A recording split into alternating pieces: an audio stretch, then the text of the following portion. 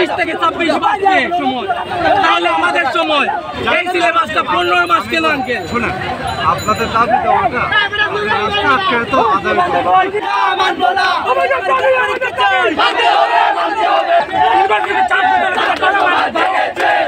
কিন্তু আমরা যে প্রতিদিন আসতে পারি, পরীক্ষা আসতে পারি, তাহলে আমরা এই পরীক্ষা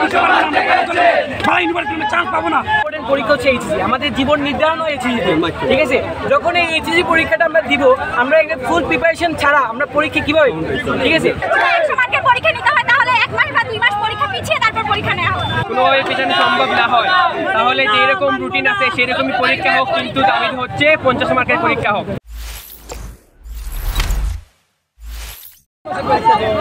এরপর আমাদের দাবি হচ্ছে একটাই, 50 মার্কের পরীক্ষা, অন্যথায় আমাদের হচ্ছে গিয়ে হঠাৎ করে পিছানো হোক।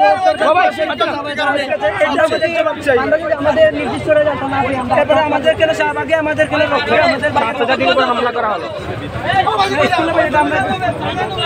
আমাদের দাবি মানতে হবে, মানতে হবে, মানবো না, আমাদের দাবি মানতে চাই, মানতে হবে, মানতে হবে, আমাদের দাবি মানতে চাই, মানতে হবে, মানতে হবে, না মানবো না, ওই আমাদের কই গাড়ি দিব কি, ওই গাড়ি দিব, মানতে হবে, মানতে হবে, মানতে হবে, আমাদের দাবি মানতে হবে, আমরা তো আপনাদের এই 22 কে যদি আপনারা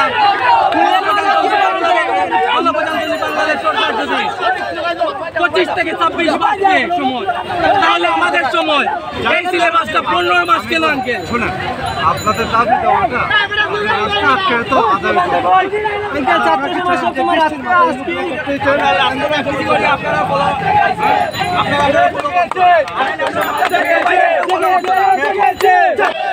হবে, মানতে হবে, আমাদের দাবি মানতে হবে, মানতে হবে, পরীক্ষা দেই, তাহলে আমরা এখান থেকে ছাড়বো না, আমরা ছাড়বো না, আমাদের জন্য একটা সুষ্ঠু বিচার চাই আমরা। কিভাবে মেডিকেলে পরীক্ষা দিতে হলে 10 পয়েন্ট লাগবে, বুয়েটে পরীক্ষা দিতে হলে 95% লাগবে, আমরা কিভাবে পরীক্ষা দিব? আমাদের ভবিষ্যৎ এই A+ এর উপর নির্ভর করতেছে। এসএসসি এগুলো হচ্ছে আমাদের জীবনের ইম্পর্টেন্ট 2-3টা পরীক্ষা, সেগুলো মধ্যে এসএসসি একটা। আপনারা মনে করেন অনেক স্টুডেন্ট তাদের আশা ভরসা তাদের ঢাকা ইউনিভার্সিটি পড়বে, ঢাকা মেডিকেল পড়বে, কিন্তু সেই ইউনিভার্সিটির চাপ কিন্তু আমরা যে প্রতিদিন আসতে পারি, পরীক্ষা আসতে পারি, তাহলে আমরা এই পরীক্ষা ভালো ইউনিভার্সিটির চান্স পাবো না। সবচেয়ে বড় বিষয় হচ্ছে আমরা যদি দেখি বাংলাদেশ প্রেক্ষাপট 100% আমাদের দেখা যাচ্ছে 70% পরিবার অসচ্ছল, তারা মা বাবা অনেক কষ্ট করে মা বাবা চায় ছেলেমেয়েকে ভালো কিছু আশা করে, কিন্তু আমরা যে ভালোভাবে প্রিপারেশন না নিতে পারি, ভালোভাবে পরীক্ষা না আসতে পারি, ভালো করে রেজাল্ট না পারি, তাহলে আমাদের ভবিষ্যৎ অন্ধকার। আমরাই হচ্ছে জাতির ভবিষ্যৎ। আমাদেরকে যদি সুন্দরভাবে আমাদের সুযোগ সুবিধা না করে, আমাদের পড়াশোনা, আমাদের চলাফেরা অধিকার না দেওয়া হয়, তাহলে আমরা কেমনি আমাদের দেশকে এগিয়ে নিয়ে যাবো? এটা মাননীয় মন্ত্রীর কাছে আমাদের অনুরোধ, উনি হয়তো 50 মার্কের পরীক্ষা নেই, আমরা 2 মাস পরে আমাদের পরীক্ষা দিতে পরীক্ষা হচ্ছে এইচএসসি, আমাদের জীবন নির্ধারণ হয় এইচএসসিতে, ঠিক আছে? যখন এই এইচএসসি পরীক্ষাটা আমরা দিব, আমরা একটা ফুল প্রিপারেশন ছাড়া আমরা পরীক্ষা কিভাবে, ঠিক আছে? আমরা যখন ফুল প্রিপারেশন ছাড়া পরীক্ষা দিব, অবশ্যই আমাদের রেজাল্ট ভালো হবে না। আর অনেকেই বলে যে A+ মূল কথা না, বাট হচ্ছে এই বাংলাদেশে থাকতে হলে, ভালো পর্যায়ে যাইতে হলে আপনার A+টাই মূল বিষয়, ঠিক আছে? আর আমরা যদি সিলেবাসটা কমপ্লিট করে পরীক্ষা দিই, আমার মনে হয়, আশা করি ভালো রেজাল্ট আসবে। আর আমার মাননীয় শিক্ষামন্ত্রীর কাছে একটা দাবি থাকবে, শিক্ষামন্ত্রীর কাছে দাবি থাকবে, হয়তো আপনি 50 মার্কের পরীক্ষা দেন, নয়তো আমাদের দাবি মেনে নেন, পরীক্ষা পিছান 2 মাস বা 3 মাস পিছান, আমাদেরকে সময় দেন। আমরা পরীক্ষার জন্য প্রিপারেশন নিতে পারি না ঠিক মতো। এখন যদি পরীক্ষা নেওয়া হয়, তাহলে 50 মার্কের পরীক্ষা হয়, যদি 100 মার্কের পরীক্ষা নিতে হয়, তাহলে 1 মাস বা 2 মাস পরীক্ষা পিছিয়ে তারপর পরীক্ষা নেওয়া হয়।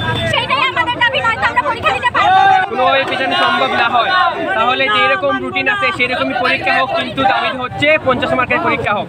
তাতে করে নির্দিষ্ট শিক্ষা বোর্ড যেই তারিখ ঘোষণা দিয়েছে 7 তারিখের পরীক্ষা, ওই তারিখে অনুষ্ঠিত হোক, কিন্তু 50 মার্কের পরীক্ষা অনুষ্ঠিত হোক, এই দাবিটা আমাদের বলে। দেশের পরীক্ষার্থী যারা আমাদের 50 মার্কের পরীক্ষা নেওয়া হোক, না হলে আরও 2 মাস আমাদের সময় পেছানো হোক। 2022 সালের শিক্ষার্থীরা তারা 2.5 বছর সময় পেয়েছিল, তাদের 50 মার্কের পরীক্ষা নেওয়া হয়েছিল এবং তাদের আইসিটি পরীক্ষা বাতিল করা হয়েছিল। কিন্তু আমাদের 2023 সালের ব্যাচের জন্য কেন এমন? আমরা তো শিক্ষার্থী, আমাদের একটা ভবিষ্যৎ আছে, আমরা আমাদের ভবিষ্যতের জন্য আমরা এই আন্দোলন করছি।